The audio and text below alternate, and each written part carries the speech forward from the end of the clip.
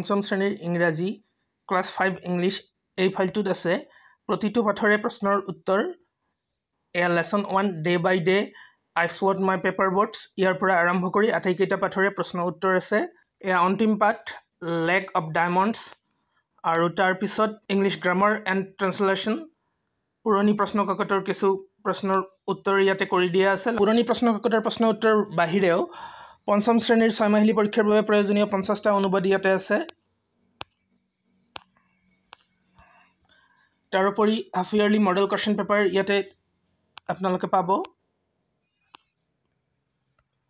লগতে আৰু কিছু গ্ৰামাৰ পাব আৰু তাৰোপৰি এছে আছে আৱাৰ নিকেতন my native village the elephant the cow এইকেইটা আছে মুঠ পৃষ্ঠাৰ সংখ্যা হ'ল 54 আৰু মূল্য হ'ল 30 টকা